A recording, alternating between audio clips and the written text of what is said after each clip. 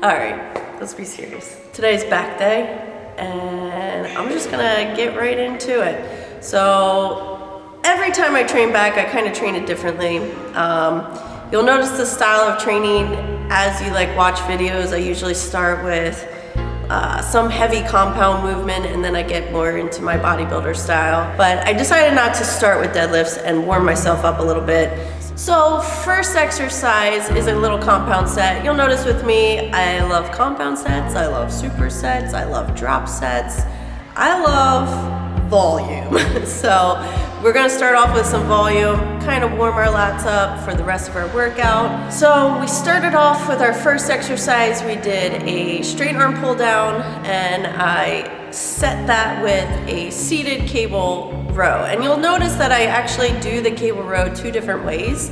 At the beginning, you'll see my body upright, hitting more of my middle back. You're pulling kind of a little above your belly button, under your chest, but you're really hitting your lats in the middle part of your back.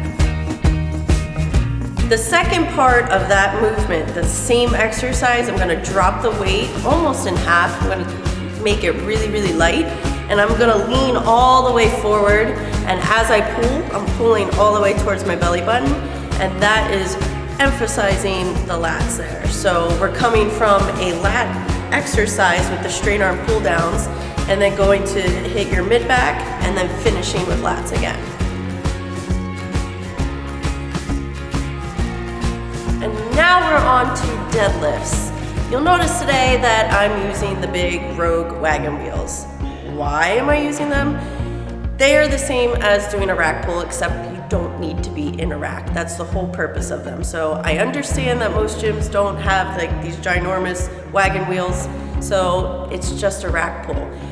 Today I wanted to keep it because my legs were a little bit tired from the day prior, and I want to train legs tomorrow, so I thought I would save my legs and do these instead.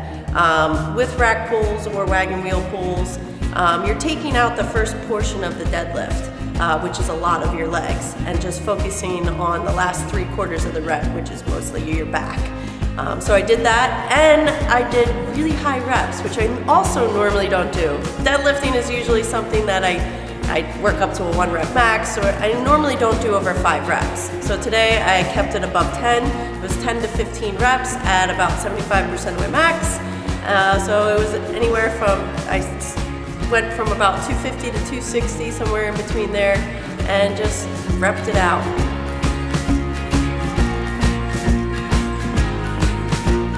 So next is a fun little exercise that I kind of made up in my own little brain, mostly because I can't just choose one exercise. I like to do them all. So what I do is I usually try to incorporate all of them into one workout. So this is what I'm kind of doing with this. This is the Triceps Cooldown. I start with a front pull down in front of the head, in front of my face. And that usually I do that a little bit heavier. I then switch to a behind the head. Now, a lot of people out there, the behind the neck pull down gets a really bad rap. Exercise physiologists and training gurus say you shouldn't do it because they're very scared, and it puts pressure on your cervical spine, and it's bad for your rotator cuffs. I've never had an issue. If you have problems with mobility, if this exercise, if you're doing it and it feels weird or awkward, then don't do it. But don't do it just because someone else says it. That's like, don't get in a car because you might get in a car accident. For me, why I started doing the behind the neck, actually there were several years where I never even did in front. I would only do behind the neck because it felt better. And as a bodybuilder, I saw myself, okay, when I'm on stage and I'm doing a back double bi, that is a behind the neck pull down. So why not try to replicate this pose on stage into my training? So that's where it actually came from, and for me it always felt really good.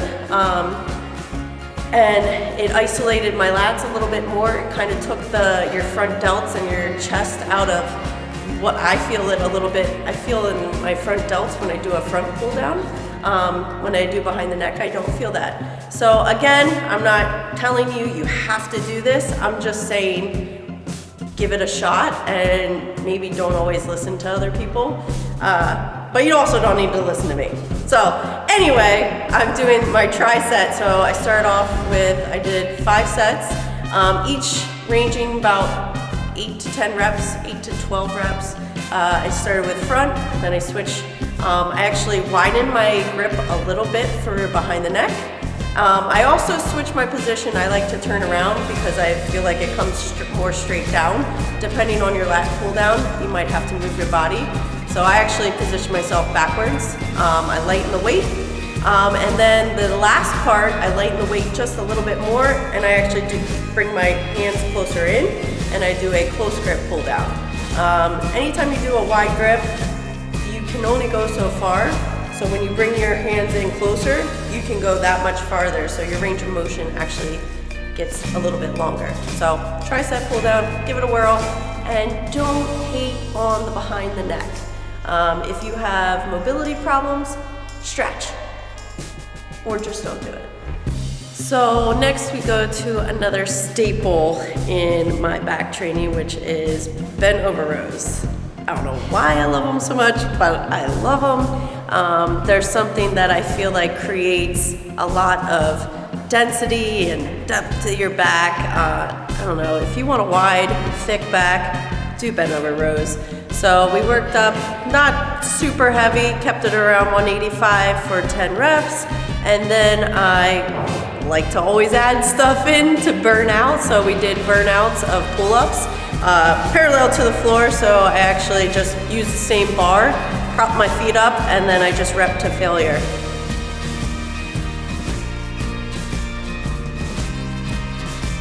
And the last, I save the best for last. We moved to one of my favorite back machines. Prime calls it their extreme row, and I use it maybe a little bit differently than how they tell you to use it. Usually you put all your weight, each set you move the plates. I use it a little bit differently, and I call these my extreme sets. So I do 4 extreme sets. You'll notice that there's different numbers on what they call the torque arm. So on a regular machine, usually, like, let's say you're on like a hammer strength. Hammer strength's great.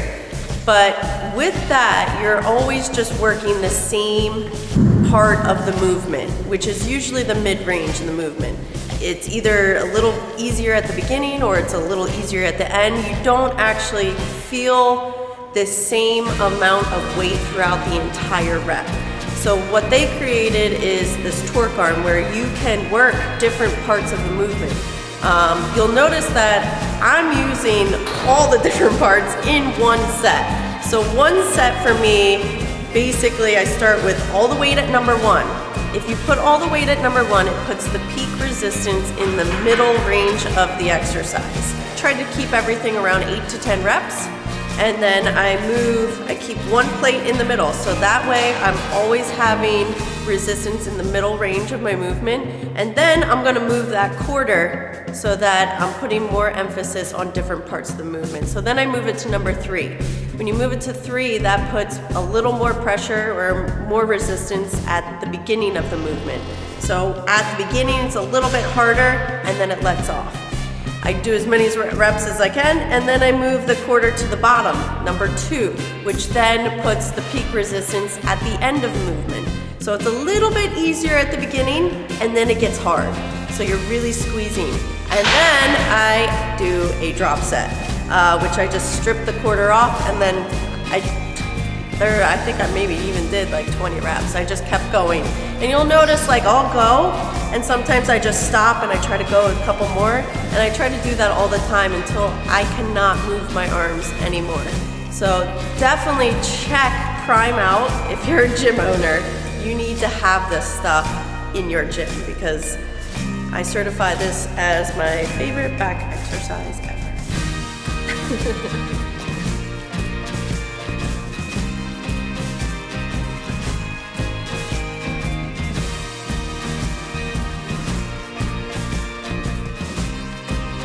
So that is back day. I hope you guys are enjoying these videos that we started doing. I'm constantly trying to progress. I'm trying to make them better. I'm trying to be informative. But guys, let me know what you think.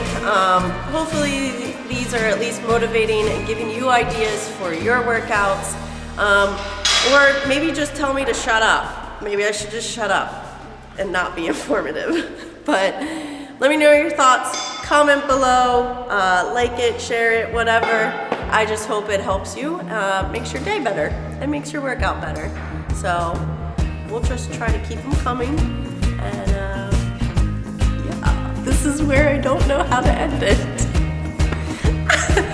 Have a good back day, yes.